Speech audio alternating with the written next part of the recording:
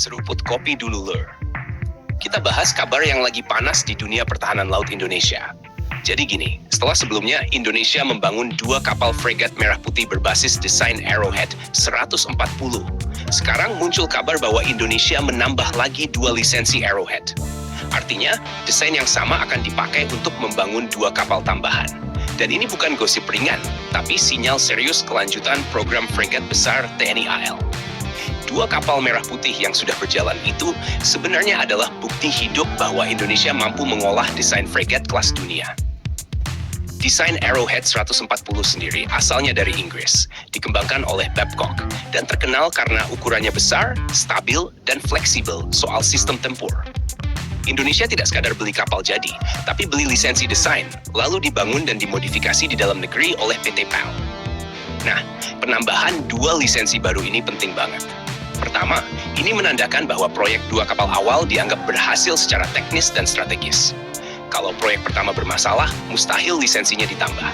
Kedua, ini memperlihatkan arah kebijakan TNI AL yang konsisten, bukan tambal sulam. Desain yang sama dipakai berulang, sehingga logistik, pelatihan awak, dan perawatan jangka panjang jauh lebih efisien. Kalau kita tarik lebih dalam, dengan total 4 kapal berbasis Arrowhead, Indonesia pelan-pelan sedang membangun tulang punggung fregat kelas berat. Bobot kapal ini di kisaran 6.000 ton lebih, panjang sekitar 140 meter, dan dirancang untuk operasi jarak jauh, cocok buat kondisi laut Indonesia yang luas dan beragam.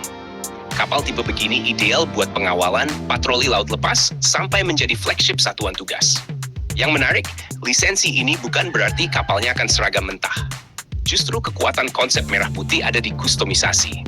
Sistem radar bisa diganti, CMS bisa disesuaikan, senjata bisa kombinasi barat, Turki, bahkan lokal. Ini bikin Indonesia tidak terikat satu blok senjata saja. Desainnya Inggris, tapi isinya bisa rasa Nusantara.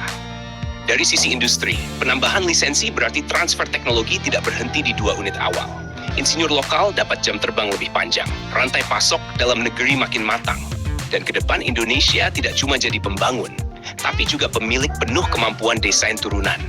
Ini penting kalau suatu saat Indonesia ingin mengembangkan fregat generasi berikutnya, tanpa terlalu tergantung pihak luar. Secara strategis, langkah ini juga memberi pesan ke kawasan. Indonesia tidak sekadar belanja alutsista, tapi membangun kapabilitas jangka panjang. Bukan cuma kuat hari ini, tapi siap puluhan tahun ke depan. 4 fregat besar dengan desain modern jelas menaikkan posisi tawar TNI AL, baik di kawasan Asia Tenggara maupun di jalur laut strategis yang sering dilewati kekuatan global.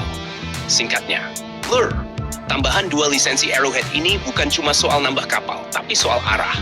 Arah menuju armada laut yang konsisten, industri pertahanan yang matang, dan strategi maritim yang tidak reaktif, tapi terencana.